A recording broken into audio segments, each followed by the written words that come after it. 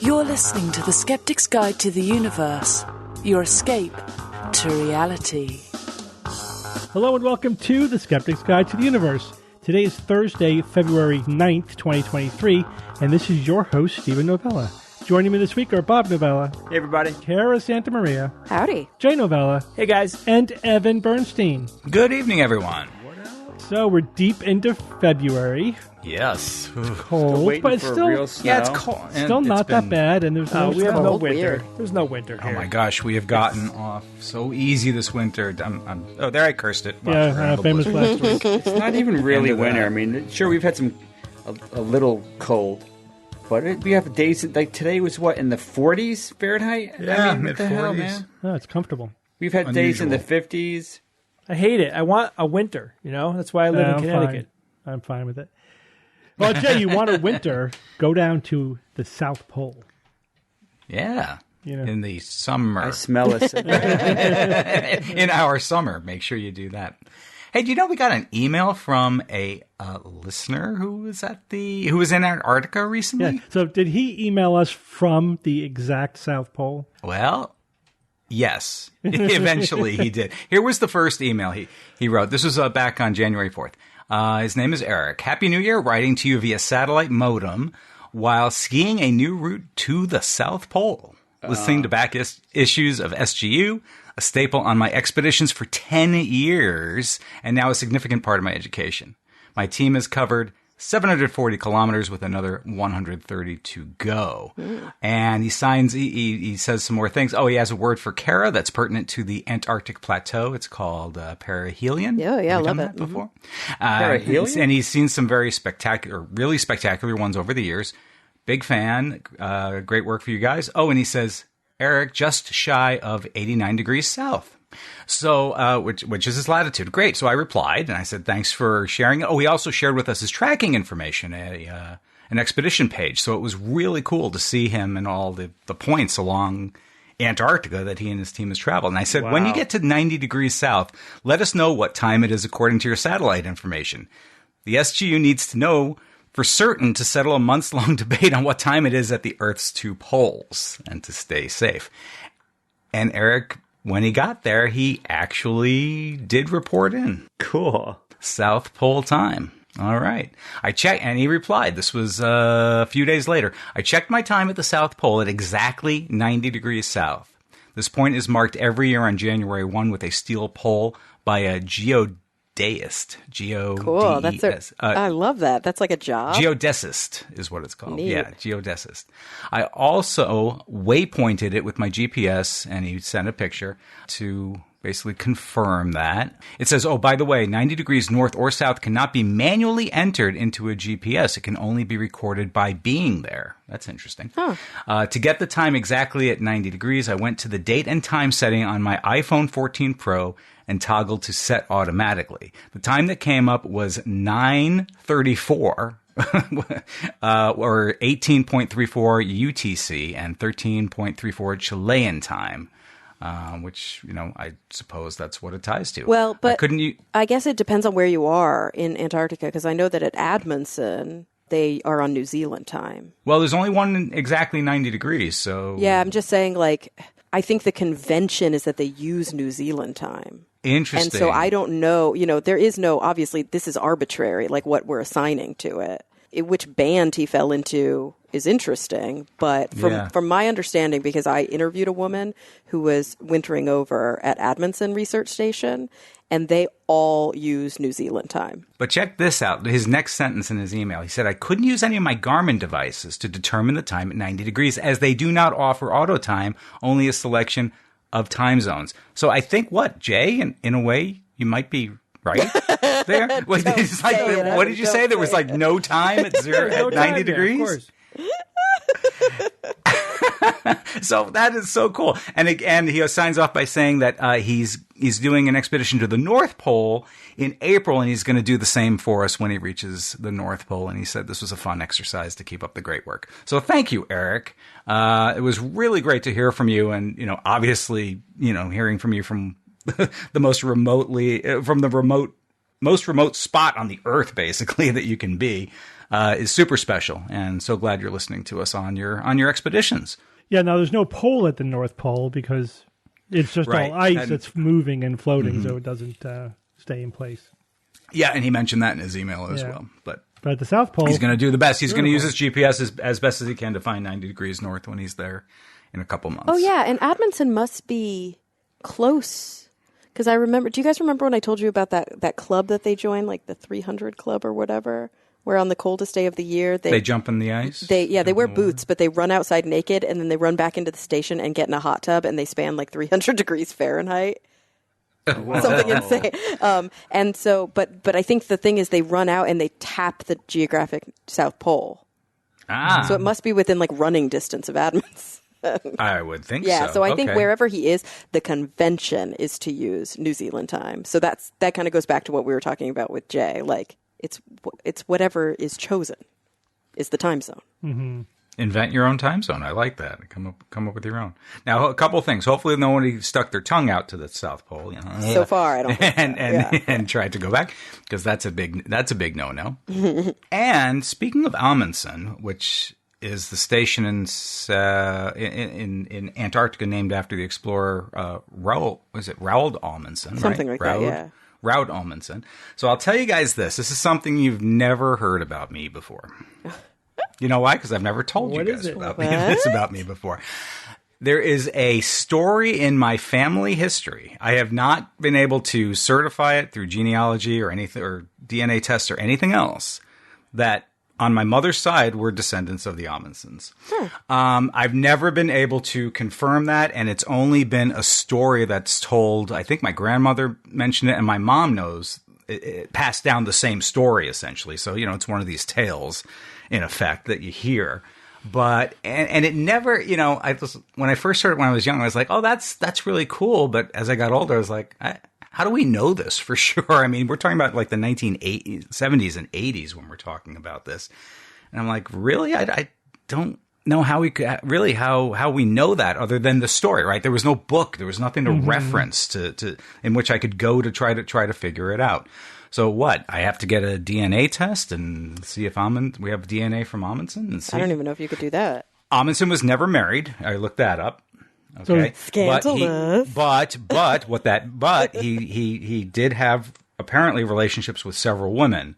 So perhaps that's, or is it through like nieces and nephews? Maybe. I mean, again, it could be. This is, again, just a story that's been passed down sort of in my family. It would be a fun thing to try to track through genealogy, not through DNA. Just through. Well, I think you do both usually when you're really trying to make sure you're dialed into it. Like, you got to go on that show. Who do you think you are? Except you're not. You're not you have to be a celebrity to get on that show. But yeah, that's what they do. Is they like work with a bunch of experts to try and figure out your. So what do you think? Should I put the effort in and try to figure that one out? Why wouldn't you? It's really sure fascinating. All right. I'll put that down after.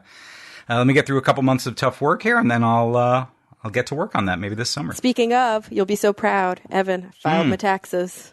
Hey, congratulations! Nice and early. Thank you. As you should. Nice and early. How could you possibly have that done already? I already did it. I did it. Done. And I file intense tax because I've got personal and corporate because I have an S corp. 17 million tax returns have been filed so far. Yeah. This season by the crazy people. Yeah, Evan. So the Novella boys we're related if you dig back far enough in our genealogy to Julius Caesar. Is that? Are we? Now are we is all? that a when? Is that like true of millions of people around the world? That's true of anybody who's related to anyone from the Mediterranean region. Okay. So I am too. At some point, We're it's like 40% of the world is related to Genghis Khan or something. You know what I mean? Like at this point, if you go back far enough, everybody is related to everybody. Yeah, because there's so many bottlenecks. Yeah. Am I related to mitochondrial? It's not even the bottlenecks. It's that each generation you go back, the genealogy doubles the number of people. Eventually, you get more ancestors than there were people. Yeah. There's a name for that, right? It's like the ancestor effect or something like that. So mathematically, it has to be that way. Like you end up with trillions of great-great-great-great-great-great-grandparents or whatever. So they have to all be the same. You know what I mean? Like they have to overlap at some point. Oh, actually, that is not what the ancestor effect is. So I don't know what the name of that is. But the ancestor effect is that thinking about one's genetic origin provides people with a positive psychological resource that increases... What? This can't be true. Okay, scratch everything I said. There's like a whole body of literature on this. This is fascinating. Sounds like a special segment from Kara. Weird intelligence research over here. But I am seeing over and over things about how ancestor research affects our well-being. There's a lot of research on that. So, Evan, this might bring you some good quality of life. Hey, So I have a quickie before we go to the full news items. Recently, astronomers have discovered that the dwarf planet Quaoar, Is that how you pronounce that? Quao. I'm sure you looked it up because when you look at it, I have looked it up. What the hell is that? Quaoar. So I saw two pronunciations, a 2-syllable one and a 3-syllable one. So it's either Quaoar or Quaoar. The 3-syllable one more closely resembles the native language that it derives from, and is preferred. So it's Quaoar. Quaoar. Okay. I like it. So that's a dwarf planet in the Kuiper Belt, ranges from about 42 to 45 AU from the sun. Also, It's pronounced Kuiper. Yeah, I was going to say. It's pronounced Kuiper. Also hard to pronounce if you're just reading it for the first time. Yes, totally. So it has a small moon, but it also has a ring around it. But that's not the exciting part, because plenty of stuff have rings around them. That's in exciting. the solar system. It has a ring that's farther away from the planet than the Roche limit. The Roche limit. And if you understand that the Roche limit, you'll be able to go like, yes, that why? shouldn't be possible. And it shouldn't be possible for a very good reason. So inside the Roche limit, a moon would break up into a ring. And outside the Roche limit, a ring would coalesce into a moon, right? So, that's what our moon did. Okay. It was a ring outside the Roche limit. So it coalesced which into a moon. coalesced into a moon. Maybe two moons briefly, but then one moon. Yeah. So there's another force working. Well, that's the question. Another body or magnetism. Well, the moon or might be something's having going on. an effect. So, and you might be wondering, so what? It hasn't coalesced into a moon yet. But it only takes decades for that to happen. What's the probability that we're seeing this brief window of a highly ring? It'd be highly improbable. improbable. Not impossible. But it could still be happening. Not impossible. It's just, if We'll the find answer out. is it's extremely unlikely, that's probably So not are the we. answer. So But wouldn't this? But okay. it's a mystery. So the bottom line is the astronomers don't know why. It's just it shouldn't be there. But maybe And we'll it know is. in a couple decades. Well, if it is just that we just happen to catch a newly formed ring, then we'll know. Yeah, if we observe it over the next 20, 30 years, it should slowly coalesce into a moon.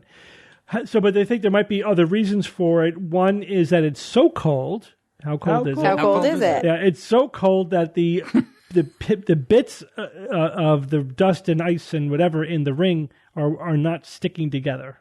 So I don't know how plausible that is. That's just one thing they're throwing out there. Maybe it's just because it's way far out from the sun, so observations of things closer to the sun may not hold because it's significantly colder out there, I suppose. So that's one explanation.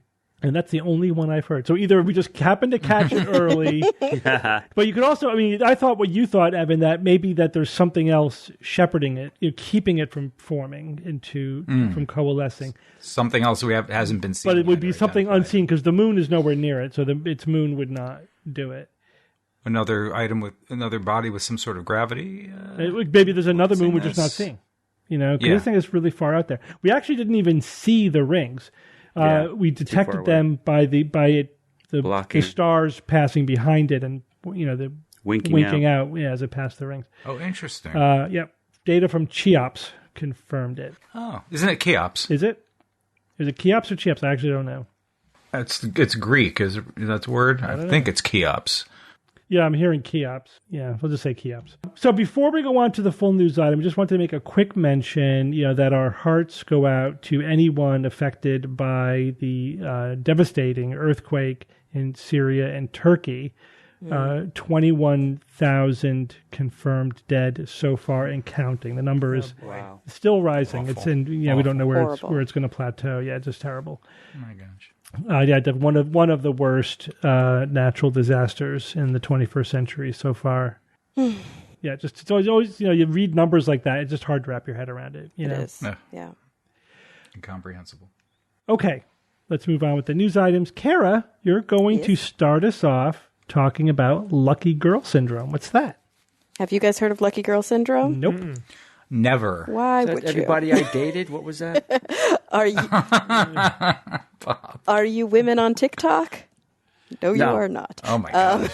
So yeah, there's a new, I guess, I don't want to call it a trend, but we usually call them trends on TikTok. You know, some sort of technique. Lucky girl syndrome. Let's just say that it is trending. To be a lucky girl, you pronounce yourself to be prosperous. You pronounce yourself to be lucky. You pronounce yourself to be a magnet for good things. Is this new? What does this sound like to you? The Secret. The Secret. Oh. Right. And so there's been some write-arounds recently because this really is trending and it's like big. There's like a Vox article written by Rebecca Jennings where she talks about how the law of attraction, which was made popular by The Secret, this just feels like a repackaging and recapitulation. And of course, that's periodically going to happen when it comes to pseudoscience and magical thinking because these labels get old, they get tired, they get passé, but the people who are perpetuating this, very often self-help gurus, very often people who stand to gain financially, whether it be because they're getting more clicks on TikTok or because they're selling books or they're doing seminars, you know, they got to figure out a way to keep this hot and fresh and young and new. And there's like this whole new generation of people who probably weren't exposed to The Secret. And so this is The Secret for a new generation. Lucky girl syndrome. What I love about the write-up that I read by Lou Mudge in Live Science, other than the fact that whenever I listen I have an app called Pocket that reads me articles out loud, and it can't differentiate between live and live because it's the same word. So it always says live science, and it makes me laugh. I don't know why. What the writer Lou on Live Science did, which I think is really great, is sort of highlighted I feel like this article is a bit of a smorgasbord of name that logical fallacy, except instead of name that logical fallacy, it's name that cognitive bias. There are so many cognitive biases that are involved in falling for and perpetuating something like lucky girl syndrome. And so I thought I would highlight a few of them as they do in the article. The first one that they draw attention to is something called positive illusion, which according to the American Psychological Association's online dictionary of psychology is a belief about oneself that's pleasant or positive and that's held regardless of its truth, which is kind of sad. Regardless. Yeah. Okay. So, like, the most common positive illusions would be, like, exaggerating your good traits, overestimating your degree of control over events, and sustaining unrealistic optimism, which can all be really, it's like they're good until they're bad.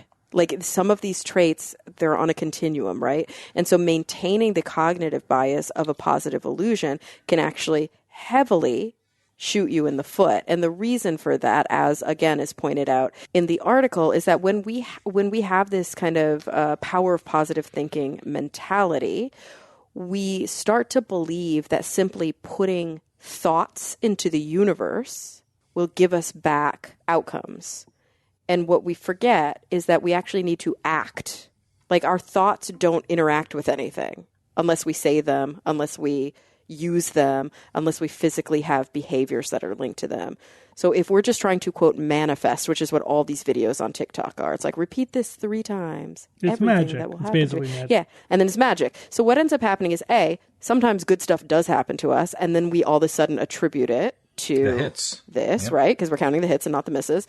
And B, it can actually backfire because we might stop doing the things that are necessary for us to achieve, for us to have positive outcomes, because we think we don't have to. We can just will it into existence by thinking about it, and then we stop actually, I don't know, like doing good in the world. Yeah, Richard Wiseman spoke to us about this, the idea that, and this is from his book as well, he summarized that research, the 59 seconds, where if you imagine where you want to be, that's counterproductive. If you imagine the steps you need to take to get to where you want to be, that's productive. And so this looks like the counterproductive version of that. Absolutely. It's just affirmation. I'm great. Yep. Nope. And that's the thing. Affirmations can be psychologically beneficial when they're followed by action. Mm-hmm. But this idea, so first we're talking positive illusion, which is a cognitive bias. There's another cognitive bias that this can often be tied to, which is called the causal illusion.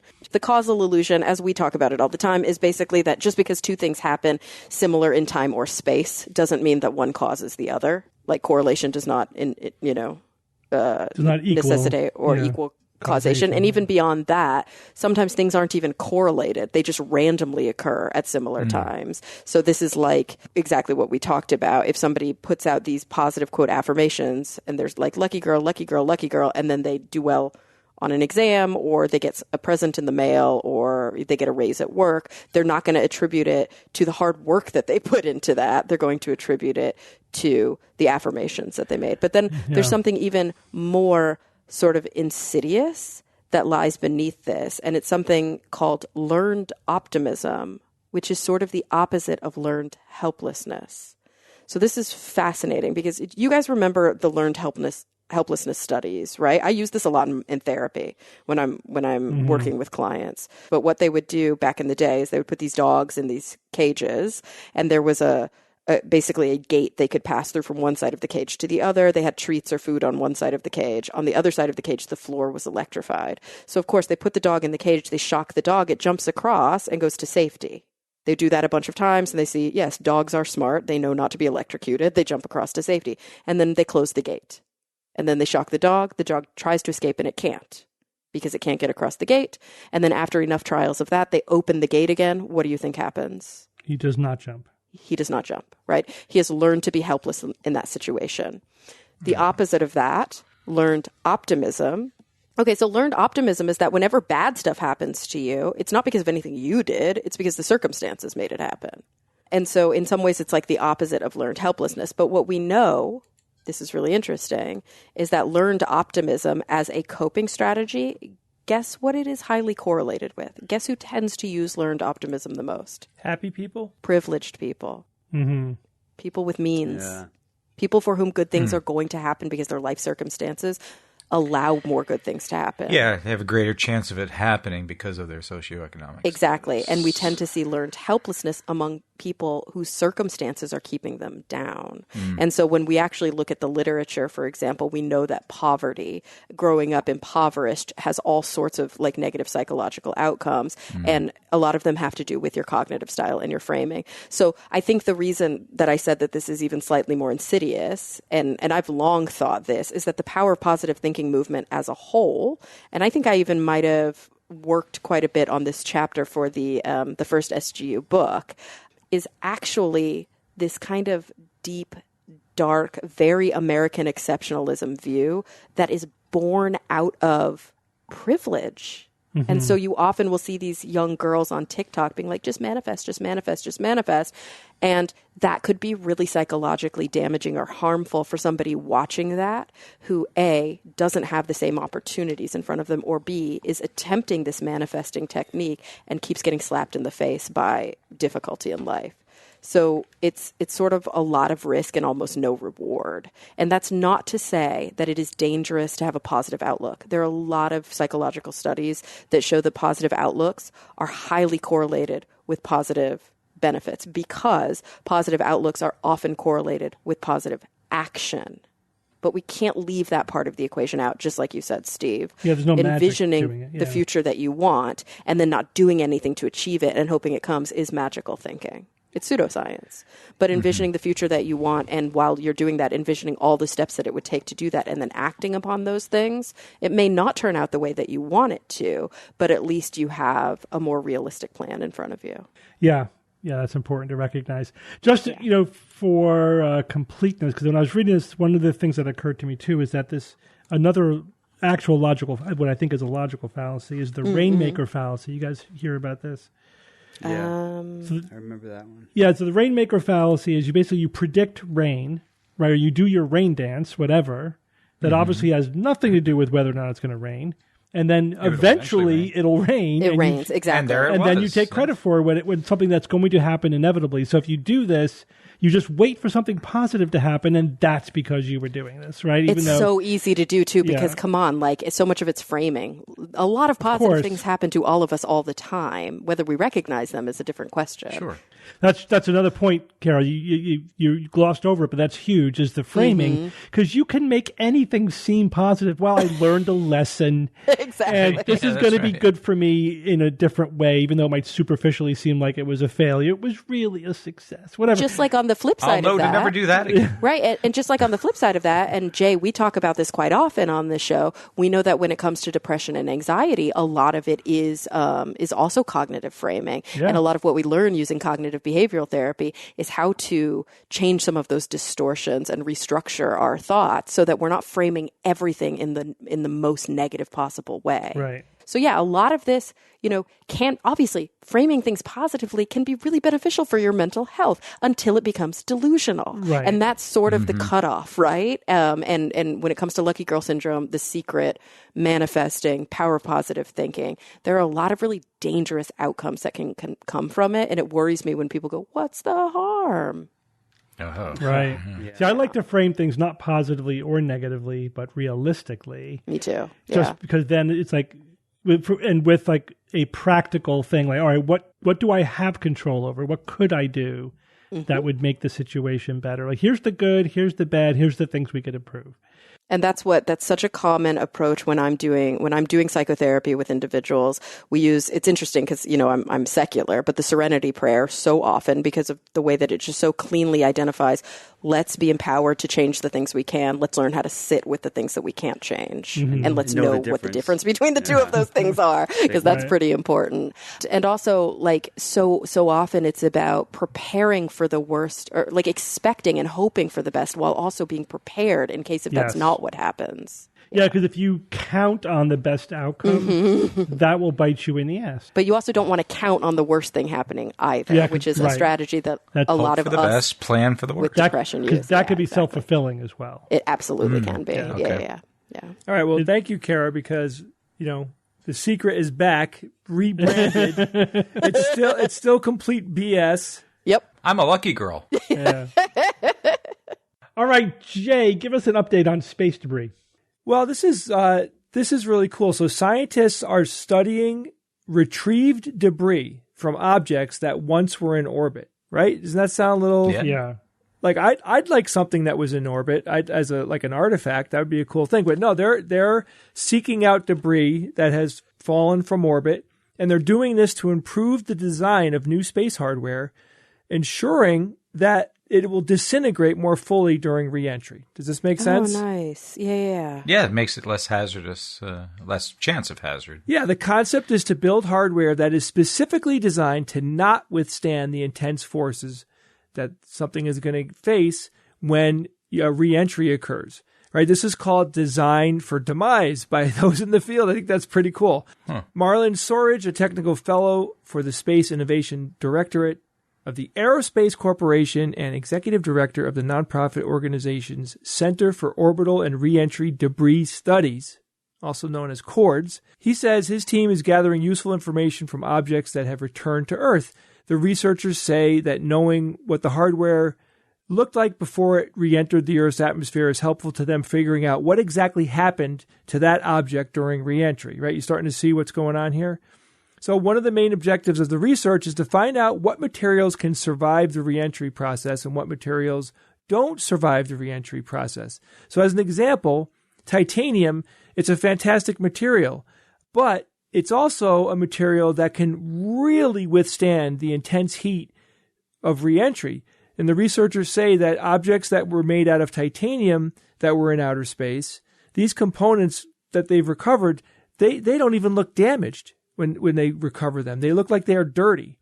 Right? And what's funny is that used to be what they were probably going for in their designs. Sure, yeah. Like it has to be as hardy as possible. So what they're trying to do is they're trying to figure out like what should spacecraft and fuselages and all those types of things that go into outer space, what's the best materials that they can be made out of so they can survive launch, but they don't survive re-entry. Because when they do re-enter the Earth's atmosphere, that's the end of their life, right? It's not like a ship that's intended to come back. Even if something disintegrates in the atmosphere, the stuff that made it up is still going to be, right? It's not just going bye-bye. Like the components of it are aerosolized. Like, is that also dangerous? Well, that's a totally different topic. Okay. And I agree with you that there could be things that are not good for the environment and whatnot. But what we're really talking about here is we don't want aircraft and people to get hit by debris. Or structures or... Right, true. That. And as these numbers dramatically increase, right, the amount of things that we're putting into outer space is going up by an orders of magnitude. Like we're having launches that are happening all the time now. Multiple companies are getting involved. We're going from the old world version of what's in space to the new economy in space, and we're going to see massive leaps forward in this tech in visits to space and everything that we're doing in space.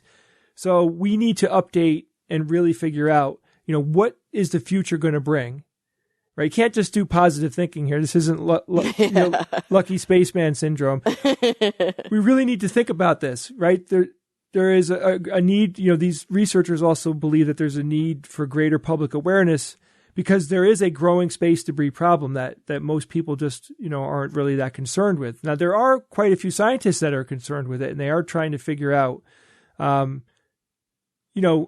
It's inevitable that reentry is going to happen to things in outer space, right? At some point, they're going to come back. And that's better, actually, than it just staying up there for forever. Yeah, but Kara, right now, like this gets a little complicated, but there are things up there that will be there for probably longer than humanity is going to exist, right. Just because of their orbit, how far out they are. But like most new things are required to have some sort of deorbiting situation built into its lifespan, right? Well, that not universally. You're not universally. Right. Not globally. Yeah. So what's happening right now? The people that are involved are first trying to figure out what's going on, right? So you have scientists, people that are involved with NASA, lots of organizations that are trying to understand what is happening. What is the situation that we're in right now, and what should we do about the way we understand it today? So let me give you an example. There's something called active debris removal, ADR. Right? ADR is essentially the removal of objects that are in orbit through an external disposal method. Right? You know how we're always saying, can't they send up a spaceship that could just gobble up these things, or you shoot a net, or no, it's so much more complicated than that. And these even though, there's a lot of stuff up there, there's a lot of space between that stuff. So there isn't like one way to grab a whole bunch of stuff. The big problem is that in order to go from orbit to orbit and pick up the junk, it would cost way too much money to use all that fuel that would be required to do that. That's the problem, and that's why that's never going to be an option, going from place to place, because that works in the movie. It's not like driving a car down the road. Not in reality. A scooper, right? Yeah. So ADR is the idea that you have controlled reentry, right, which is important. Mm-hmm. Some things don't need it. Some things need controlled reentry because of what they're made out of, the size, what their orbit is. So they have to figure out, like, when do we need to pull something down by its own power, right? Of course, uncontrolled reentry doesn't cost as much as controlled reentry does, because you have to literally send the object up there with the ability to maneuver itself as it's reentering. Right? If you wanted it to auto deorbit, it has to have the fuel to do that, or the propulsion of some kind to do that. So ADR is this idea that, we're looking at every single craft that's going to go up, no matter how big or small it is. We think about its lifetime. What's going to happen to this thing? How long is it supposed to last? And then what is the end of its life, and how does it get out of orbit? Right? So it's the full picture. So several parameters are needed to fully understand the conditions that lead to fallen space debris on Earth. Like, these are the things that the scientists are collecting now. They're starting to put a list together of, like, what are the parameters? Okay, so first, I'll give you a few instances here. What's the object's initial mass? What kind of insulation does it have? What's its orbital velocity? Its reentry flight path angle? Breakup sequence, right? Like, you see, like, they're looking at, like, what will actually happen when this thing reenters? What's gonna burn up? They're finding, for example, that certain plastics that they use act as a heat shield when it's coming back down. and it doesn't allow the internal components to get exposed to the intense heat, to get broken up and to basically turn into particles at that point. So they're really learning a lot about, what materials need to be avoided, what materials need to be used more. And then also, like, we're talking about design here. Like, they're designing things to break apart in a particular way, and to, knowing that they're going to be able to burn up when pieces are a certain size and all that stuff. It's very technical, and there's a lot of like engineering involved in this. So late in 2022, the Outer Space Institute, OSI, I love that, the Outer Space Institute. Right, it's like Space Force. Like, it doesn't sound real. I know, it's totally, it sounds like it's from The Simpsons, Yeah. They published an international open letter calling upon leading space agencies to reduce risks from uncontrolled re-entries of rocket bodies and other space objects. So the Outer Space Institute has published a call to action. Now, this is what we were talking about. Like, some people do it, some people don't. So this organization is saying, hey, let's let me give you a quote of something that they're asking. So, multilateral negotiations on a controlled re-entry agreement. Right. So this highlights the importance of reducing the risk posed by falling space debris and the ongoing efforts to improve the understanding of the re-entry process. So from the letter that they wrote, one of their statements is, simply hoping that uncontrolled reentries will not cause harm is an unsustainable strategy. With leadership, cooperation, and global goodwill, these preventable and therefore unnecessary dangers can be greatly reduced. And what they're trying to do is they're trying to get everybody that has a space program that's going to launch anything into outer space. We want them to sign on, follow these parameters and suggestions. Basically, everybody works with the same rule book. And, I think it's something that absolutely needs to be done. We're not only talking about the problem is going to grow moving forward, but we have a ticking time bomb out in orbit right now.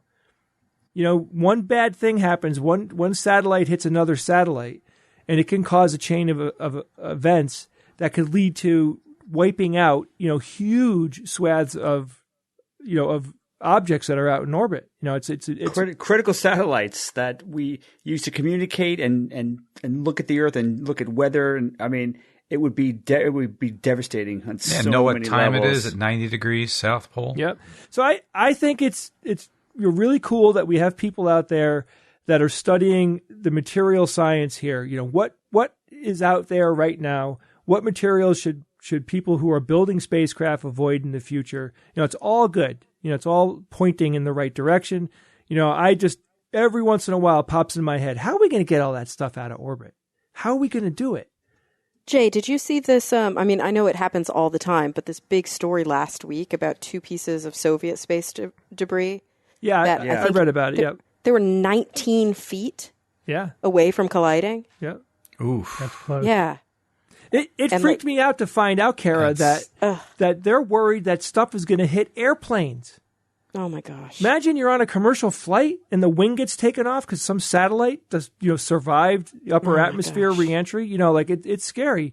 So it's good that they're doing this. It's good that they're thinking, this is a safety issue. This is something that absolutely needs to be addressed right now. And guess what? Everybody's got to sign up because we've got to work together because it's that, the low Earth orbit area is everybody's low Earth orbit area. Nobody, one country can own it. Yeah, but this feels so Cold War. Like, there was some satellite that just last month, a Russian satellite that blew up that made a new cloud of debris. And it's we should all be working together, but clearly we're not good at that. Yeah, that's true. I know. I'm agreeing with you on that. It's scary when you think about... It's so scary because we can be using this. It's just like another tool of war. It's a perfect domain for the UN. We need international cooperation for everyone's benefit. Everyone benefits if we keep low Earth orbit usable, agreed. And the thing is, it's easy to be doom and gloom, but honestly, if every new thing that we put up into orbit had planned self-deorbiting, eventually the old stuff will their orbits will decay and it'll rain down in, it'll clean itself up over time to some extent. Obviously, the higher you get, higher orbits, not so much, but the ones where there's already some drag from the atmosphere. So as long as we're not like putting more stuff up than's coming down, things can get better just by not putting more debris up there. Yep. Yeah. And also, Jay, did you read about this Japanese endeavor? So they're planning this for this year, 2023. Lasers? Nope, a satellite made of wood. Yeah, I've read about that. Yeah. So this is a test satellite, and they just want to see like how it withstands the whole process, and if it works well, because they could be. Wood is pretty hard. Wood could be very, very strong.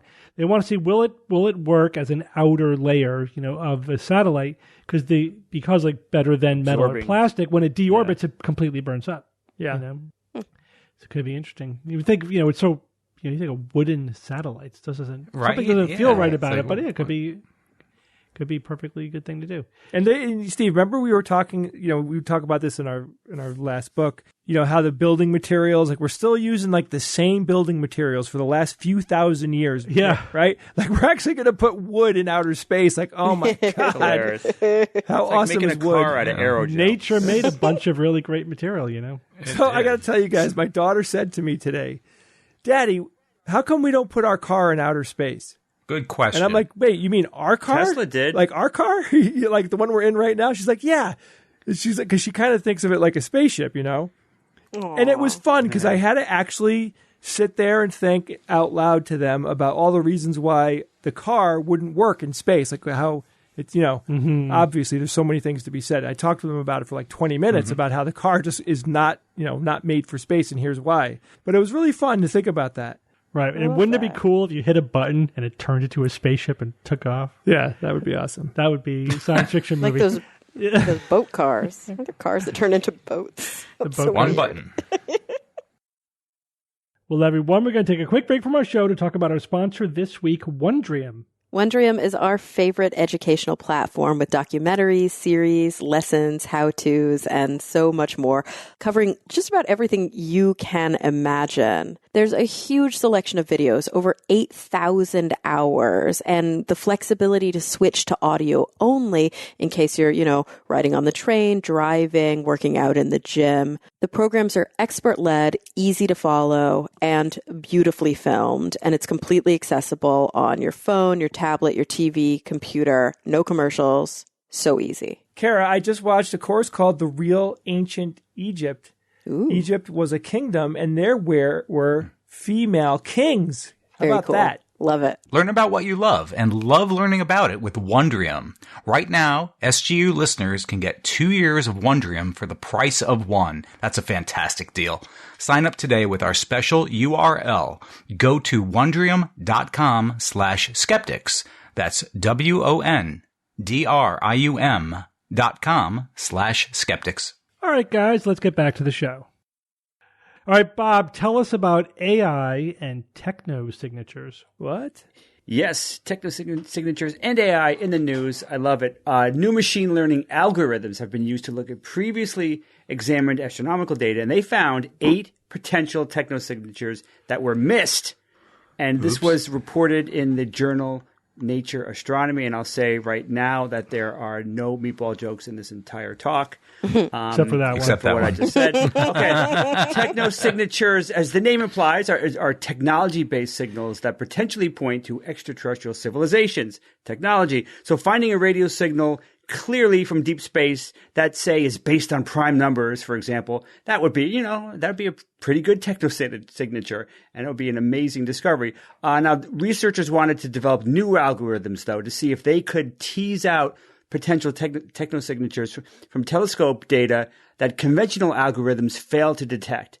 Now, those old techniques were mostly developed years ago for early digital computers, and therefore they're inefficient. They're and in a lot of ways inferior to the newer techniques. So they wanted to get the latest and greatest algorithms to see what it could pull out of there. So now the new algorithms they want to try out are based on machine learning, which is one of those AI terms that people are going to become more and more common, more recognizable in the next 10, 20 years. This is going to be one of those words, those AI words, machine learning. So get used to it. Machine learning is a branch of AI and computer science that uses methods similar to what people use to solve complex problems, right? And also the fact that we get slowly better over time, but all without explicitly programming that into the code. That's what machine learning basically is. Now, in this case, they tried various algorithm types to see which ones were the best, and which ones were the best at the most important part of finding a technosignature. What do you think the most important part is when you're looking for technosignatures? It's distinguishing. Oh, the handwriting, penmanship. Yes, that, and distinguishing between human-generated interference from potential extraterrestrial technosignatures, because the world is awash in human-generated interference. And if you go to some of these, we're good at that. Yeah, if you go to some of these places, they say you can't have your phone. They really try to limit it as much as they can. Right, because the microwave heating your coffee can screw everything. Oh, absolutely. So the best they found was actually a fusion of two different subtypes of machine learning. We've mentioned them on the show before. One was supervised learning. Now, that's where people are in the loop. They help to train the code so that it can generalize. So, for example, you'll often see this in the context of training a system to recognize chairs so that it could recognize all chairs, including the really unusual ones, the really bizarre ones that they may have never seen before. So that's where supervised learning is good, to help people tell it that these are all chairs, and even this one, and it becomes better at recognizing chairs. So that supervised learning was then joined with unsupervised learning, and that when that's done, that's used to let the system kind of like run freely around huge data sets, looking for new and subtle patterns on its own. So the researchers called the fusion of these two types of machine learning semi-supervised learning, right? Kind of an easy one there. Semi-supervised learning. So using this new technique, they looked at data that was collected from the famous Green Bank telescope, which you can learn more about when I discussed it on my visit there on episode 883. Awesome place. I recommend going there and getting a tour. So when they turned it towards the Green Bank telescope data from, I think it was from 2017, they found 8 signals that came from 5 different stars within 30 and 90 light years from Earth. So kind of close. And 8 of them. Now, these were technosignatures that weren't found before when the data was previously examined. That's important. People looked at it before, didn't find any. So what made these signals convincing? And there's generally there's two big ones. The biggest one, I think, is that when the telescope looks at the star and it detects the signal, and then it looks away from the star, the signal goes away. That's a very, very strong signal, if you will, or sign that that the signals is not originating from the Earth, because signals that come from the Earth that are human created generally don't do that. They will always kind of be there in the background, no matter where you turn it. In general, the other reason that they was very convincing was that the frequency of the signals change over time in a very specific way that indicates that they come from quite a distance from the telescope. So those two things were there, and it's what got them excited. Now, there's another gold standard observation technique for true technosignatures. And that's when you get back to the source after a period of time, right? Like in this case, they went back after like 3 or 4 years, and they looked at these newly discovered potential technosignatures. And if it's still there, then I think that's when you would break out the champagne. I think at that point that would be one of the big times. Unfortunately, spoiler alert: when the researchers went back to those stars, the signals were not present. So that was kind of a bummer. But what's the takeaway here? The takeaway means, unfortunately, they were not signals from aliens. That's the big takeaway. All right, these are more than very likely that they're not signals from aliens. Okay, but also you need to understand that that's not that big of a deal as you might think. You might say, "Oh, it failed. They're not good." Machine learning algorithms. But the fact is, though, when you look at terabytes of telescope data sets, you're bound to find things that just happen to look very convincing. And that's why we got to science the crap out of them, right? To make sure that that's not the case. That's what science is all about. And sigma confidence levels that we talk about on the show a lot as well. The other big takeaway, though, is that the researchers showed that semi-supervised learning is a viable method for finding subtle candidate techno signatures. This is really kind of like a breakthrough that could mean the difference in the future. So what is the future? Speaking of the future, what's the future of this technique? The first author of the paper, researcher Peter Ma at the University of Toronto, said, with our new technique combined with the next generation telescopes, we hope that machine learning can take us from searching hundreds of stars to searching millions of stars. He continued saying that we're scaling the search effort to 1 million stars today with the Meerkat telescope and beyond. So they're already doing this. We believe that work like this will help accelerate the rate we're able to make discoveries in our grand effort to answer the question, are we alone in the universe? And it is, I'll end with this, it is a grand effort, finding evidence of not only extraterrestrial life, but life intelligent enough to create technology to send signals over light years. That, I mean, it's obvious to everyone that would be one of the greatest achievements of humankind, and the way things are going, machine kind as well. So this was a fascinating story. Check it out online. Yeah, cool. I mean, I think that's techno signatures is probably our best bet at detecting alien intelligence, right? I mean, we will be able to infer the presence of things like bacteria on other worlds, because everything will be there. Everything will be there, or life as we know it could only generate, say for example, the methane in that atmosphere or whatever, things like that. But to actually get a signal from a real techno signature, yeah, that would be like prime numbers or something that's really clearly not natural. That would be. Imagine that discovery. That would be, the whole world would be talking about it. Yeah, it'd be the news of the millennia. Oh my God. Yeah. Absolutely. All right. Evan, tell us about the correlation between paranormal beliefs and poor sleep. Yeah, Steve. And to sleep, perchance to dream. Aye, there's the rub. Anyone familiar with that phrase? Of course. Yeah. It's from the King James Bible. Oh, wait, I mean from the other Shakespeare work, Hamlet, of course. Have you ever seen that, by the way? There's a game where you get a quote and you have to say, is that from Shakespeare or the Bible? It's hard. It's hard. Yeah. Once you get beyond like the most popular, the most famous ones that everybody knows, it's, because it's very similar in a lot of ways. Anyway, go ahead. Get the nunnery. But here we are now, 420 years later. We might have finally realized what the character of Hamlet was actually talking about. Yeah, no, he could have been equating death with sleep, or perhaps he was talking about the correlation between restless sleep and belief in the paranormal, which is what this recent sleep study suggests. It was published a few weeks ago in the Journal of Sleep Research, titled The Associations Between Paranormal Beliefs and Sleep Variables. Several authors contributing to this particular piece. Here it is right from the summary. It does a pretty good job of, summarizing this. Yeah. They talked about the previous studies that have found significant associations between paranormal beliefs and sleep variables. However, those studies have been conducted on a small scale. They're limited in the number of sleep variables investigated.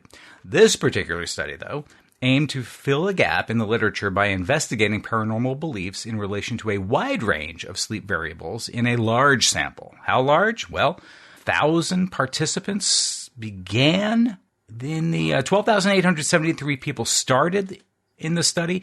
8,853 completed it. So 69% got to the end of the study. So this was a survey. The participants completed a survey where they reported on their demographics, sleep disturbances, and paranormal beliefs. Poor subjective sleep quality, which is lower sleep efficiency, longer sleep latency, shorter sleep duration, and increased insomnia symptoms, were associated with greater endorsement of belief in several things: the soul living on after death, the existence of ghosts and of demons, and an ability for some people to communicate with the dead, and near-death experiences as being evidence for life after death. Oh, and also, yes, aliens visiting the Earth. Mm-hmm. Jay, how about this? In addition, episodes of exploding head syndrome and isolated sleep paralysis were associated with the belief that aliens have visited the Earth. I want to pause there. Exploding head syndrome? Yeah, what?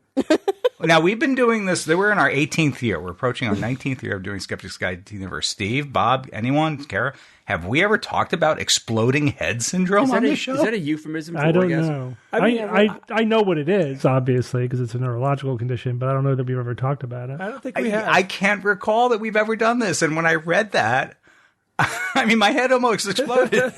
Saying, why haven't I heard about this before? It's a abnormal sensory perception during sleep in which a person experiences hallucinations. They're loud and short duration when either falling asleep or waking up. And the noise can be frightening and loud, or it can be a boom. You can even experience perhaps a flash of light. No pain associated with it, though. Have you guys ever had anything like that happen to you? No. I've never had that. I mean, I've had noises, auditory hallucinations when falling asleep, absolutely, but not. I have as well. Not explosive. As if somebody said a word or someone speaking in another room, but that's about all I can recall. But not exploding head. Whoa. Yeah, I've been able to. You could induce them. I think I've done it where you think your name over and over as you're drifting off to sleep, and the times I've tried it, I had a clear, like somebody whispered my name from like a foot away. It's creepy. Isn't that creepy? Yeah. I know. It's never happened to me. Have you tried though? No, but I mean, that's never naturally. I've never had which one? I always mix up hypnagogic and hypnopompic. One's going to sleep and one's waking up. Yeah. No, one's falling asleep and one's waking up. Pompic, I always mix them up. But I don't have either of them. I think my worst might be upon waking. I don't think I have any weirdness upon falling asleep. But sometimes I wake up with a start. Does that ever happen to you guys? Yeah, that's happened to me Sometimes. many times. No. That has happened to Where me, you're like, sure. Did I miss my meeting? Yeah. Right, yeah, something like that. There was some deadline. And then you're like, no, sleeping it's only through. 6 a.m. I had my first waking nightmare where where there was paralysis. And I have that all the time. The paralysis, I mean, there was no hallucination with it, but there was the paralysis where I was like, my eyes were open and I was awake and I could not move and I tried to move. I knew what it was and I wasn't afraid, but it was intense. It was intense. Bob, according to the study, isolated sleep paralysis was associated with the belief that near-death experiences are evidence for life after death. Oh, God. And again, back to the exploding head syndrome, that's the aliens visiting the Earth.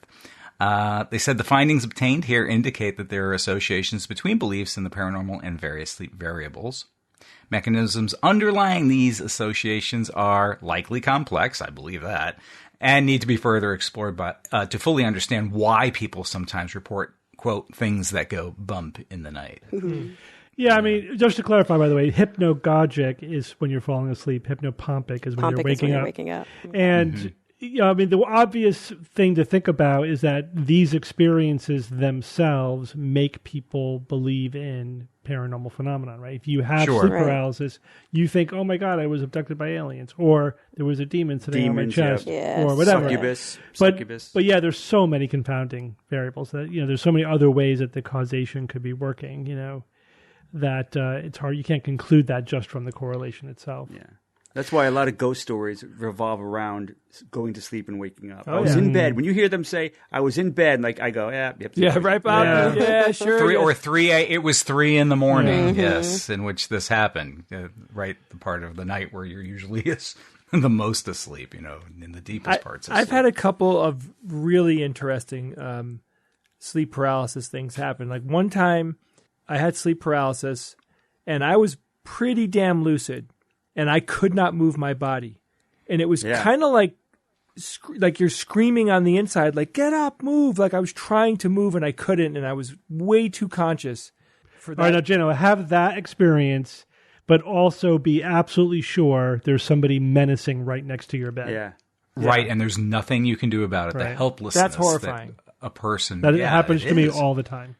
Wow. Oh, now, but when you realize it's happening, Steve, are you able to reason it out that, okay, this is an illusion, this is not real? Usually no. Usually no, because usually you're in that twilight zone cognitively where that's the trick is always, and I'm thinking, am I awake or am I not awake? And then I try to figure out if I'm awake or not, but I end up just convincing myself I'm awake when I'm still asleep.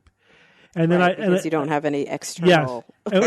I don't really know until I'm Mm-hmm. actually awake. You know what I mean? And when I get in this state, I've had times where I've dreamt I woke up 12 times, like in a row. Oh my gosh! Before I finally actually wake up. It's like it's hard to tell when you're in that state. So that's so interesting because I've definitely had recurring dreams where I my legs don't work, but I wonder if that's because I'm actually hypnopompic. That's because you're paralyzed. Yeah, and I'm because paralyzed. You're actually paralyzed. But I don't think I'm awake.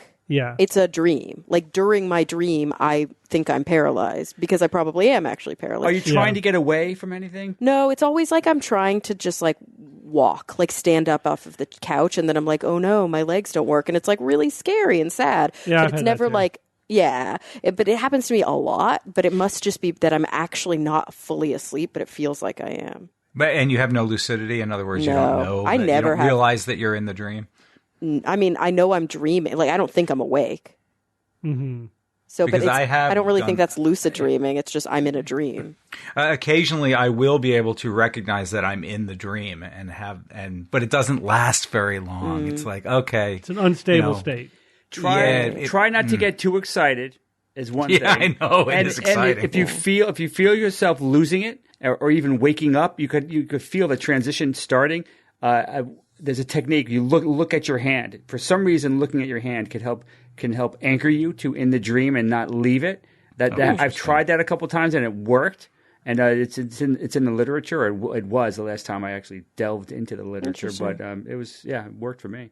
I mean, we've talked often on the show about sleep hygiene and how it is never brush my teeth important for health, overall health. Oh yeah. So again, in a way, not retaining these sorts of beliefs in paranormal things maybe in an indirect way is healthier for you in this regard to your sleep hygiene. I don't know how you would overcome it though necessarily. What would you need to do? And I think that's what the authors were also saying here is like this needs to be researched a lot more so they can actually try to help people who for whom this is having a detrimental effect on their overall health. Yeah. I know. I've had patients bring it up to me, usually reluctantly. Usually they have no idea what it is, and they're relieved. They'll say, yep, this is a known neurological phenomenon. It's totally benign, even though it freaks you out. And you can treat it with medication. You can treat it with better sleep, with hygiene, better sleep hygiene, etc. So usually it's entry point into a deeper discussion. And you could basically give them a sense of control over it. This is what this is. We could do something about it, etc. But they're often freaked out about it. And having had these experiences, like dramatic examples of them, if I weren't a skeptic, I could totally see how somebody would believe something supernatural is happening with these episodes because they are absolutely freaky. So, do you guys remember what earthing is? Yes. Is that just walking around barefoot? Yeah, basically. Okay. Also called grounding. Which is annoying because that used to happen to me as a kid. There's also a real technique in psychotherapy called grounding. Yeah, it's annoying. So I don't like that they stole that word. Yeah. Well, anyway, whatever, call it earthing.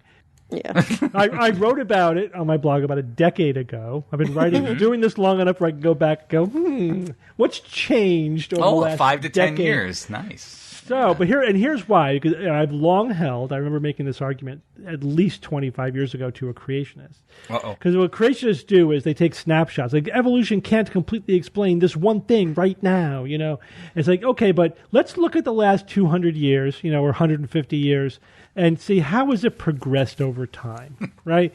And we've been doing this long enough where we could say, like all the arguments of the UFO believers are the same as they were 40 years ago. They're going around in circles. They're not really making any progress. And that's the best way to like really tell a pseudoscience from a legitimate science. How is it progressing over time? So in the last decade, what's been happening with research into earthing? Quick background. 0. Yeah, quick background. So earthing is the idea that it's healthy to literally electrically ground yourself, right? So you can do that by walking barefoot on the ground because you're connected to the ground, or by sleeping or sitting or standing on a mat that is itself grounded to the earth, which of course you could buy, these grounding mats. But isn't special. everything grounded to the earth? Right. Right. Isn't gravity and because that's the natural state. We lived, walking barefoot on the ground, and we evolved to have this electrical homeostasis.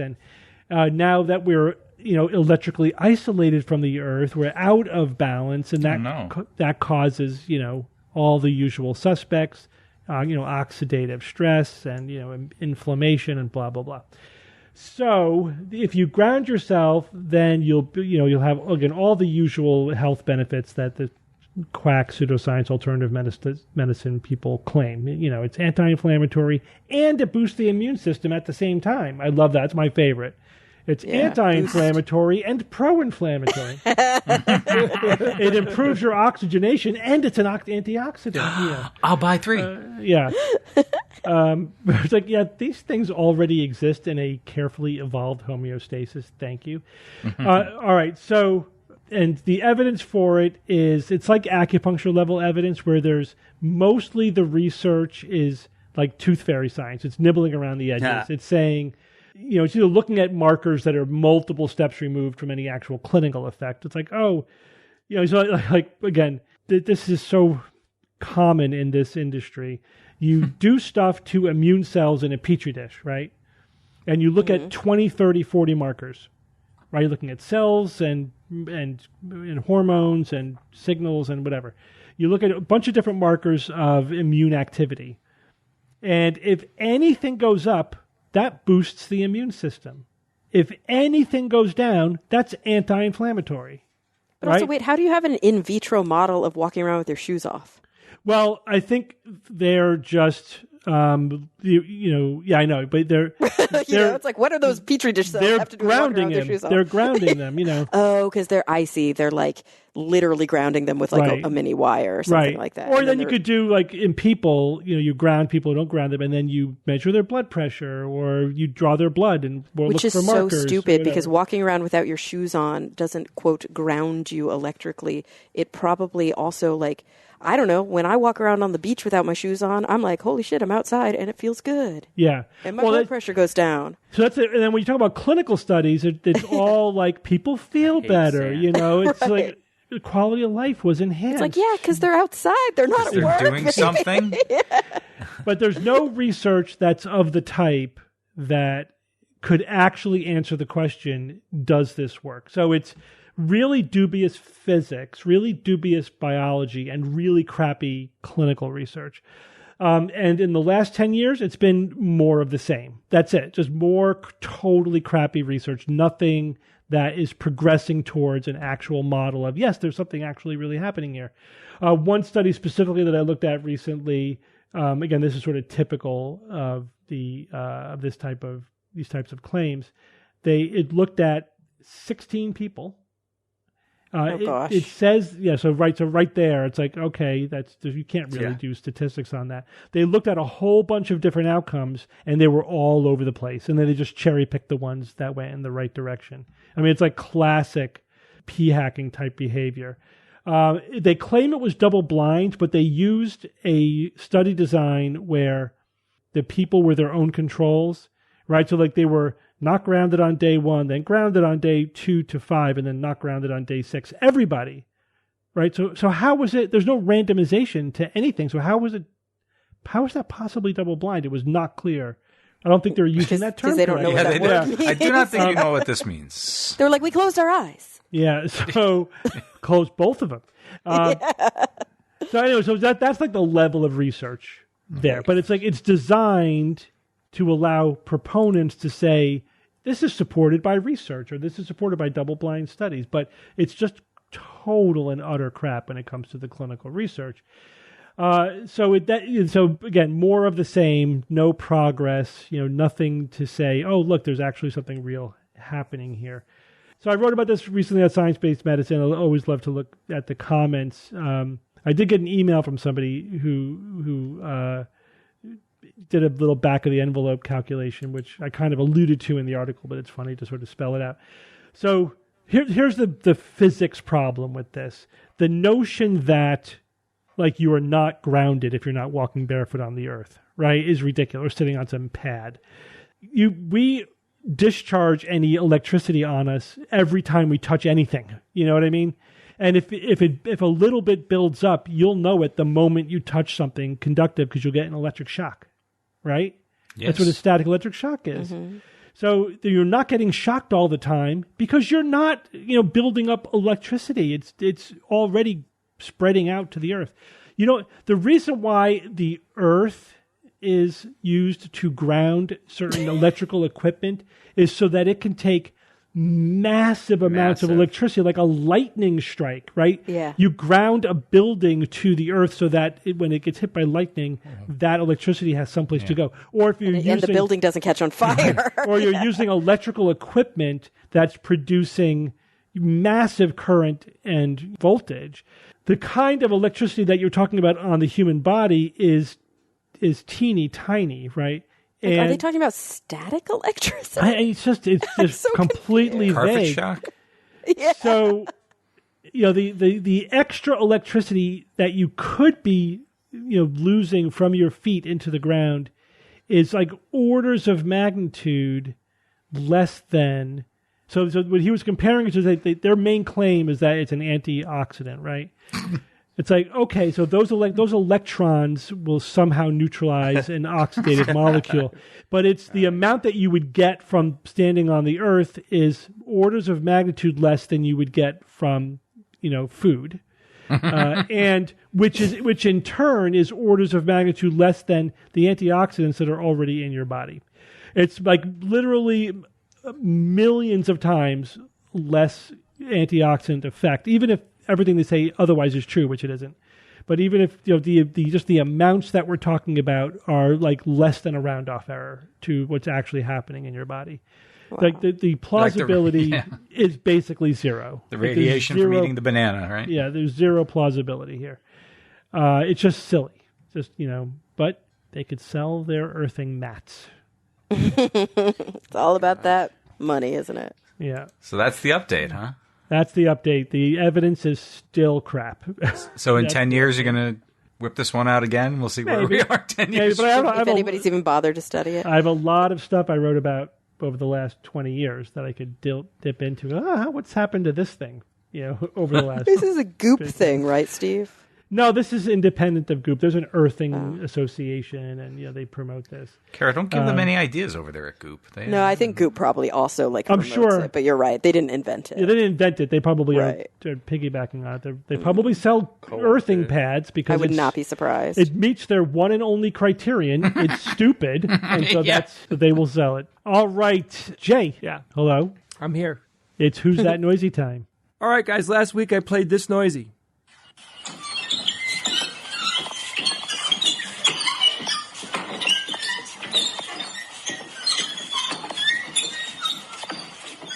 Oh, I know what that is. Well, that's the wagon wheel on the cart. And bring out your dead. Bring out your dead. No, I'm not dead. Mark Constantine wrote in and said, "Hi, good show this week. The Noisy sounds a lot like a foot-operated sewing machine." Oh. And I don't disagree. It's a loom. It's a loom.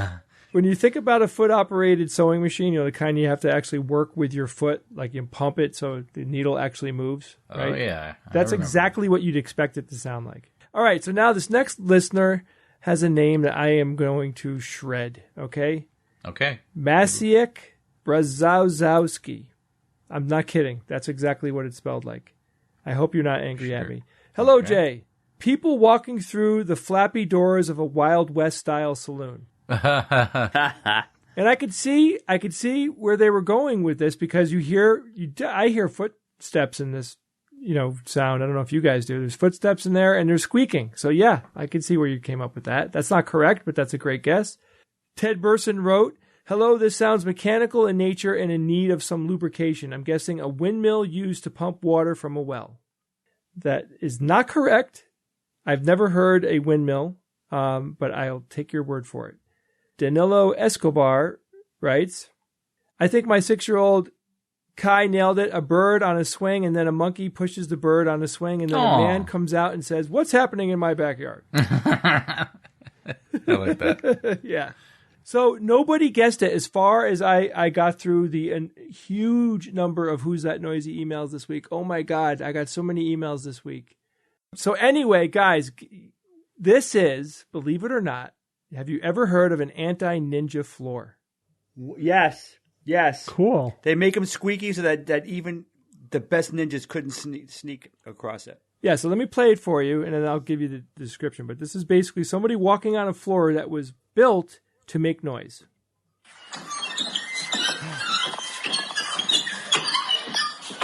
Right, so nobody is going to be sneaking into your house with this setup. But Why? I also wouldn't want anyone not sneaking in my house. Yeah, I know. I don't want that. House. But if you think it was going to save your life, right? So in 16th century Japan, there were rumors of ninja prowess, and these rumors were spreading. And by the 17th century, there were people who were involved in construction at the time, like castle builders or whatever. They designed this interesting countermeasure, which would alert people who were sleeping in the building if there was a ninja sneaking around where you're sleeping. Wow. So it's essentially, how did you find that sound? It's two pieces of metal that when the floorboard is pushed down a little bit, they rub against each other and they make that squeaking noise. It's pretty clever if you see, exactly how they did it. Of course, it's a little bit more complicated than you think, but at its core, it's just two pieces of metal rubbing against each other. And it's also much more obnoxious than I anticipated. Yeah. Well, you really want to know if that ninja is going to come get you with the katana. You know what I mean, Bob? Sure, but I also, would hate to have anybody walk near me. I don't think ninjas used katanas. Katanas was a samurai weapon. Don't get technical, okay? Don't be so pedantic. Yeah. All right, so I have a new noisy for you this week. Now, I'll warn you ahead of time. Okay. A lot of people are going to recognize this sound and probably have a good idea what it is. And I'm interested in hearing what people that don't know what it is, I'm interested in hearing what they think it actually is. And I also will say that this week, the first person that writes in the correct answer is going to be the winner, as opposed to, I usually pick the first person and then I kind of moved over to picking just some random person. So you don't have to be like the first responder to win. But the first responder to this one is going to win, whoever gets it right. Okay? Just to be fair, because I think a lot of people will know it. And here it is.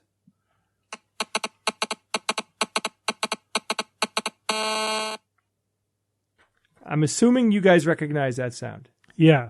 Okay. Don't say what it is. It's a generational thing. If you think you know what this week's noisy is, or if you heard something cool that you think I got to hear, email me at wtn@theskepticsguide.org. All right. Thank you, Jay. Evan. Steve. You have another round of your quotable game for us. Yes, we're going to play the quotes game. I put together 5 more quotes. Oh, it's the first time playing this year. Welcome to 2023, Potent Quotables. I'm going to say some quotes, and Steve and Bob, Jay, and Kara, they're going to guess who they think said this particular quote. It is multiple choice, so at least we get to narrow that down for you. Do you remember how to play this, everyone? Sure. Mm-hmm. And I will be keeping score, as I'm wont to do. All right, here is the first quote. I'll start with what I think is an easy one. You don't know the history of psychiatry. I do. Was that A, Dr. Daniel Amen, B, Tom Cruise, or C, Dr. Phil McGraw? Dr. Phil. Steve, we're going to start with you on this one. I think because of the way you said it, I'm going to say Tom Cruise, because that's a typical Scientology kind of anti-psychiatry thing to say. Oh, right. Ah, all right. Jay? I'm going to agree with Steve. I know, I was very compelling. Yeah, no, I agree with his explanation. Actually pushed me over the edge. Bob? Cruise. And Kara? I'm going to agree, too. I bet Amen and Phil have both said that, but to me it sounded more like a movie quote, which is why I thought Tom Cruise. But then he said Scientology, and I was like, duh, doubly Tom Cruise. Yeah, and you're all right. It was Tom Cruise. Remember the interview we did with Matt Lauer back in, what was it, 2005 or 2006? I remember it specifically. Ridiculous. In which, oh my gosh, that was, what a moment. Jay, I remember. Jay, you were in your I hate everything Tom Cruise phase back then. Yeah, there was a time when I just couldn't deal with him. I mean, it's all because of Scientology. Absolutely. That's fair. To me, it's just so unbelievably absurd. I just can't imagine anybody buying into that garbage. You're off to a great start, everyone. One down, 4 to go. Here's the second. Here's the next quote. We're so bounded by time, by its order. But now I'm not so sure I believe in beginnings and endings. Who said that? Was it A, Dr. Ryan Stone, played by Sandra Bullock in Gravity. B. Dr. Ellie Arroway, played by Jodie Foster in Contact. Or C. Dr. Louise Banks, played by Amy Adams in Arrival. We're going to start with Jay. I'm going to go with the last one. Louise Banks, Arrival. Yes, Okay. thank you. Bob. Arrival. Wow. Kara? Yeah, I think it's Arrival. It could be Contact, but I think it's very Arrival. It's very on the nose for Arrival. And lastly, Steve. Yeah, I mean, it is the plot of Arrival, but, Right. I agree that the Contact. I'm trying to. I don't. Right, because they lost time in the transmission. I don't know, there could have been something explicitly there, remember the quote, but it fits the best with Arrival. Right. And yes, of course, you are all correct. Louise Banks, played by Amy Adams in Arrival. And Kara, I remember. And Arrival, based on a short story by Ted Chiang, who is one of my favorite short story author of all time. He's got two The Story of Your anthology Life. books. Yep, The Story of Your Life and others. And Exhalation. Get those books. But Story of Your Life is the short story within Story of Your Life and Others that Arrival is based on. And Bob, it's finally paying dividends for you because you're correct in this game of potent quotables. Everyone is 2 for 2. Well done so far. Let's see. Third one. To make an embarrassing admission, I like video games. That's what got me into software engineering when I was a kid. I wanted to make money so I could buy a better computer to play better video games. Nothing like saving the world. Who said that? Was it A. Larry Page, B. Mark Zuckerberg, or C. Elon Musk? And we are going to start with Bob. Oh, wait, you didn't say the name I thought you would say. Crap. Say Yeah, them me again, too. because I was just You want waiting the names? for the You name want to the- appear, and I wasn't even paying attention. A. Larry Page, B. Mark Zuckerberg, C. Elon Musk. I mean, I think Musk kind of makes sense.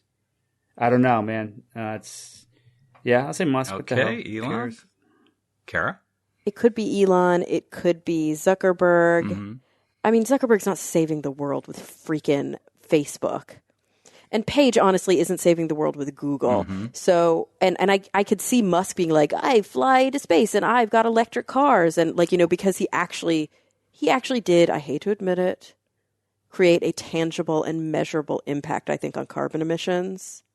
It makes more sense for it to be Musk. So I'm going to go with Musk. Okay. But it's still narcissistic. All right. Steve? Yeah, I was still thinking along Kara's lines as well. At the end, the saving the world bit only really fits with Musk. Okay. I mean, any of them could have said it, but it does fit best with him. And finally, Jay? Yeah, Musk. And the answer is Elon Musk. We Yeah, have right. 4 correct answers again. Not bad, guys. Perfect so far. 2 to go. Fourth quote. Thousands of years ago, only Christ could walk on water. Today, anybody can do it. You just step on the garbage. Oh. Who said that? Was it A. Steve Allen, B. Tim Minchin, or C. Penn Jillette? Kara, we're going to start with you. Okay, so Tim Minchin, Penn Jillette, and who was the third? Or the first? Steve Allen. Steve Allen first, Tim Minchin second, Penn Jillette. Allen. Interesting. Still alive? Oh, I don't know. I've never heard it. It's funny. It's a little bit blasphemous. So that could be Minchin. It could even, I don't want it to be Penn, so I'm not going to say it's Penn. But it could be Steve Allen because, boats. I'm going to go with Tim Minchin. Tim Minchin. I don't think it's true, but I'm going to go with it. Steve? It's a hard one. Yeah, I think it fits best with either Minchin or Allen. It definitely is a snarky kind of thing that Allen would say, but it is a little irreverent. So I think I would say Tim Minchin. Okay, and Jay? My first thought was that it's Tim Minchin. And Bob? Yeah, it seems to fit Tim best. And the answer is A. Steve Allen. No! You missed it. Well, At least we all missed You all held hands and jumped into the same pool there. So. But we were elevated by the garbage. How old is he? I know, that's a little That was weird. the other thing. Yeah, I know. A little out of date with the other fellas. Or ahead of his time, he was. Yes, I think so. So that was a good one. All right, the last one. Here's the final quote. This is not even a conspiracy theory. The Earth is flat. The Earth is flat. It's right in front of our faces. I'm telling you, it's right in front of our faces. They lie to us. Do you guys remember that quote at all, perhaps? No, I don't. Who was that? Was that said by one of these, well, let's see who they are. A, Kyrie Irving, professional basketball player. B, Aaron Judge, professional baseball player. Or C, Aaron Rodgers, professional football player. And we're going to start with Steve. I think it was Rodgers football. Okay. Jay? Yeah, I'm going to go with, I agree with Steve. Bob? Yeah, I'm going to go with the football as well. No All right. daylight. Rings a bell. Kind of just rings a bell. All right, what? Kara. What'd you say? I don't know. Sports people? I got to go with the guys. I have no idea. And the answer is A, Kyrie Irving, professional basketball player. That made My big second guess. headlines when that happened. He had to apologize and, I know. I remember. I remember it was some sports guy. Right. I couldn't remember the sport. some sports guy thinks the Earth's flat. It's so funny that Kara's like, I'm going to go with the guys because it's sports. You're Oh, going with the no, wrong you didn't guy. say that. I missed that, did you? No, I was just like, I'm going to go with the guys because I don't know anything about sport. Not like you guys are the sports guys, Right, but I right. feel like just by virtue of living in a male world, you probably are exposed to sports more than me. I just don't forgot know. which sport it was. That's good in theory. I just looked up this guy, Kylie Irving, and he was a Dallas Maverick, and now I feel ashamed. Oh, that's Yes, right. We should have deferred to you. No. Well, we have a tie. Everybody's a winner this week. 3 out of 5. Yeah. And, They all went together. 3 out of 5 ain't I don't have a bad. tiebreaker, so there's no tie-breaking mechanism in this particular game, which I don't mind. Everybody wins. All right. Everybody wins. Well played, everyone. All right. Well, let's see how you all do on science or fiction. Ooh. It's time for science or fiction.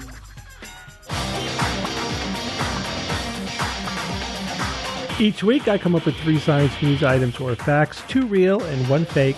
Then I challenge my panel of skeptics to tell me which one is the fake. There is sort of a theme this week. These are all things that people are proposing as solutions to problems. So here we go. Item number 1. Scientists propose ejecting dust from the moon to act as a shield between the Earth and Sun in order to mitigate global warming. Item number 2. As mountain lion numbers increase, conservationists have proposed setting up traps that will dye their fur pink or another bright color to reduce their risk to humans and pets. And item number 3. Neuroscientists propose using fMRI scanning to quantify subject reaction to a copycat trademark to see if it is too similar to an established trademark. Okay, Kara, go first. I don't like this because we've got scientists propose, we've got conservationists have proposed, and we've got neuroscientists propose. That was and the I feel theme. like That's the thing. anybody can propose anything. It doesn't mean that it's doable. Yeah, but it's not just some guy in the street, screaming at people. This is, Right. It was Serious published. proposal. There's serious proposals that were published somewhere or part of some kind of meeting or whatever. They have enough legitimacy that I included them. But they're all ridiculous. That's the idea. That's why. That's the theme. These are right. That's the theme. To quantify subject reaction to a copycat trademark to see if it is too similar to an established trademark. That's the dumbest thing I've ever heard. I mean, do you want me to give you the quickie background on that? I feel like I get it. Like you're Okay. saying that a way to tell whether or not something is close enough to be in violation of a copyright is to put somebody in a scanner and test it on them. Basically, It's like using an fMRI as a lie detector, but not really. as a Yeah, that's the are dumbest these thing I've ever trademarks heard. the same or different detector? I'm going to call that the fiction. The other ones are dumb too, but I'm going to say that one's really dumb. Okay, Bob. I'm going to go with the moon one because I think the proposal. I mean, why would they propose the moon when it'd be, I think, a lot cheaper to just do it from the Earth than going all the way to the moon and then getting that all the way back. Quarter million miles. Yeah, so I'll say that one's fiction. Okay, Jay.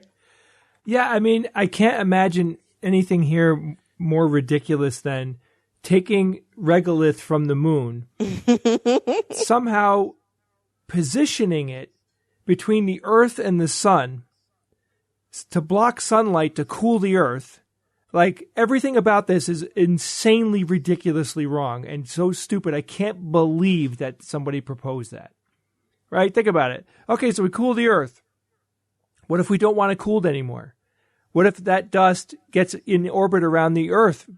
Imagine that. I think that's the point. I think that's what they would want it to do. Yeah, but then that's going to interfere with all the satellites that we have up there. We're going to put some scientists are dumb. Well, I don't know. I agree with Bob. I think this one is just like, you got to be on some type of heavy medication to come up with this.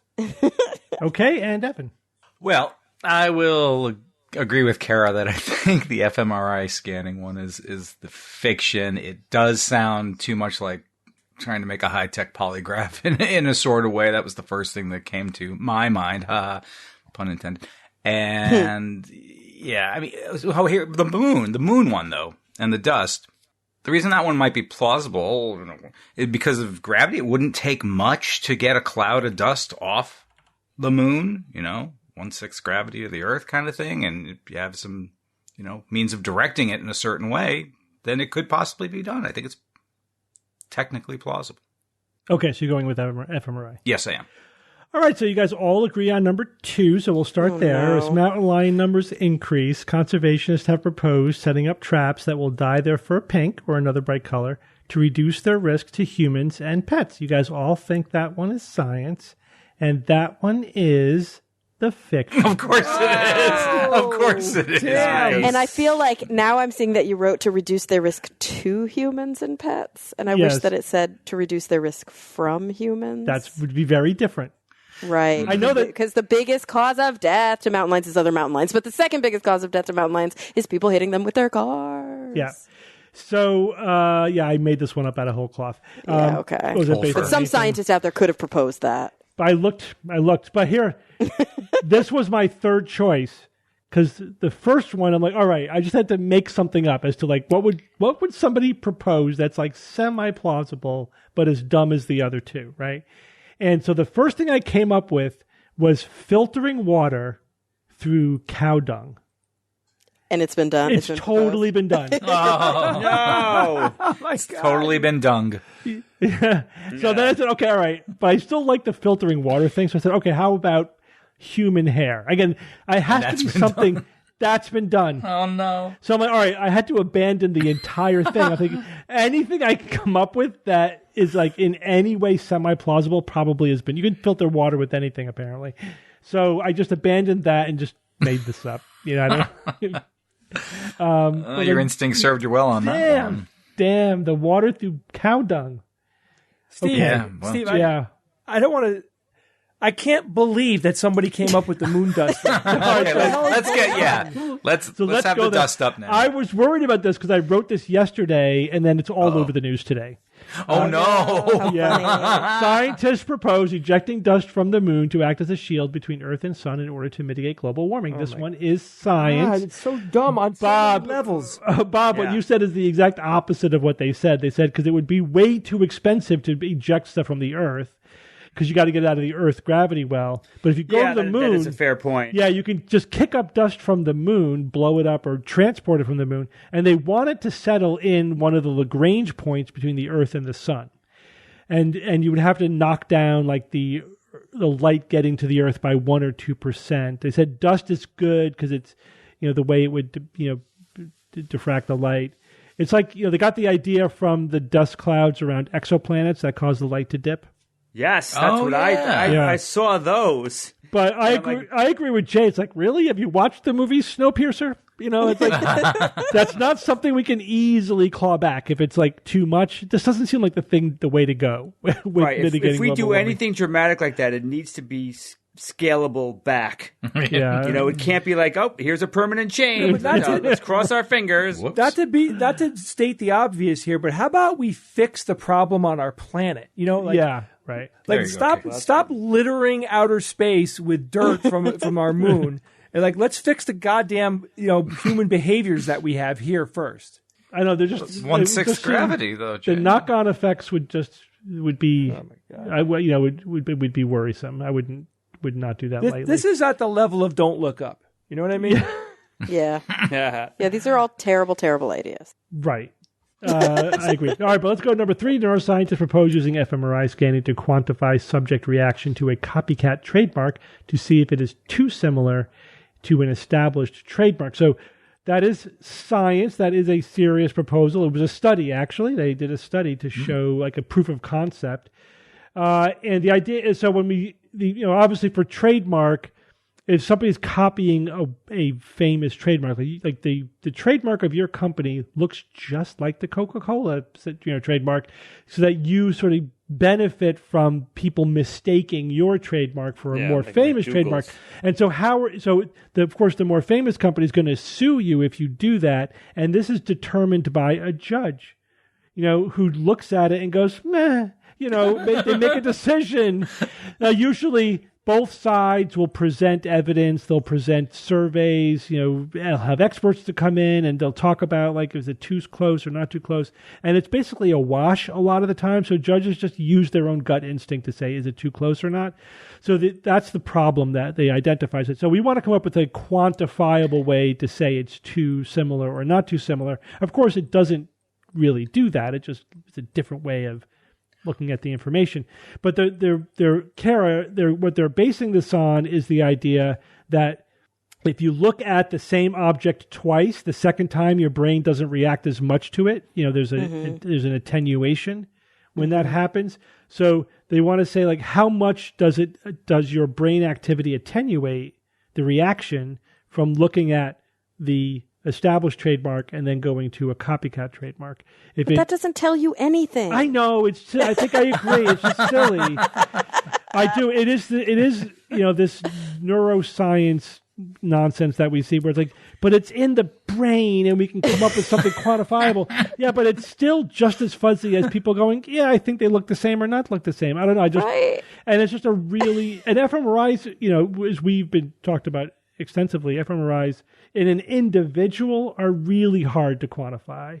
When you do research looking for like which module in the brain is reacting, you have to average it out over multiple sessions and multiple subjects, and you're just barely pulling signal out of the noise, and half the time it doesn't work, and there's been software issues, whatever. I don't think we are anywhere near the science where you can use an fMRI scan to tell what's happening in somebody's brain on an individual level to this degree that it could give you a quantifiable test of something like this, right? I just don't think we're there. Yeah. Yeah. Also, it's weird. It's like using like wetware. It's like using a person as like a meat detector guinea pig thing. Like, what are they? You're going to employ them in an fMRI every time there's like a court case? Right, that's the other thing. It's Minority not Report practical. or something, so weird, yeah. Floating in a substance of goo. Let's see. Let's go to the goo scanner. What does that say? The goo. And judges would be no more obliged to listen to this evidence than anything else. I think it would just be one more thing that they would have dueling experts with dueling fMRI studies. Oh, great. And the judge would ignore it and go, meh, I think it's this, or I think it is. Yeah, right. Hang on, let me get my coin out. I don't think it would actually solve the problem. It'd just be one more thing for them to ignore. Oh, right? Lawyers, careful. You're giving a whole new, Yes. You're giving, fuel to the legal profession on a new pursuit here. Hey. They believe me, they're all over stuff like this. Oh, my gosh. All right. I thought these were funny. And I first sweep of the year, so I'm just saying. This was the first one? Okay. Well done, Steve. May it be the last. Well done. Yeah. How many of you guys, when he was reading 2, you could just sense the smirk in his face? Immediately, I could hear. You mean after the reveal, not up front? Yeah, after. Yeah, After. Oh, delicious. I was smiling pretty hard. All right, Evan, give us a quote. We need to turn these into video casts so we can read each other. Not all lucid dreams are useful, but they have a sense of wonder about them. If you must sleep through a third of your life, why should you sleep through your dreams, too?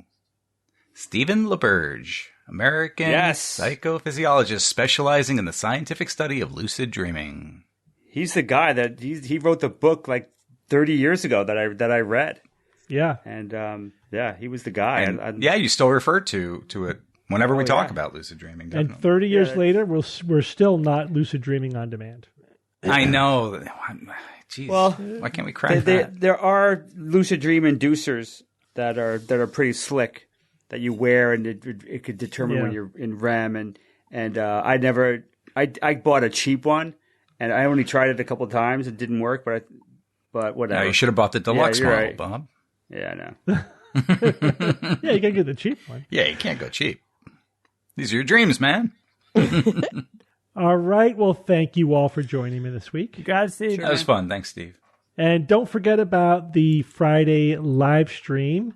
Most of us will show up, maybe sometimes with guests, to do a live streaming chat on Friday, beginning at 5 p.m. Eastern Time. Feel free to join us for that. We don't do it every week, so just pay attention to Jay. Where does it get announced? So in the on social medias everywhere. Yeah, on social media, but on Discord mainly. What, the live stream? Yeah, whether we're having a live I've seen it on Instagram. I've seen it announced. It's on Insta too. Yeah, we have it on social media. It's all the social medias? Yeah. Okay. All right, so keep an eye out for that. And until next week, this is your Skeptic's Guide to the Universe. Skeptic's Guide to the Universe is produced by SGU Productions, dedicated to promoting science and critical thinking. For more information, visit us at theskepticsguide.org. Send your questions to info@theskepticsguide.org. And if you would like to support the show and all the work that we do, go to patreon.com/skepticsguide and consider becoming a patron and becoming part of the SGU community. Our listeners and supporters are what make SGU possible.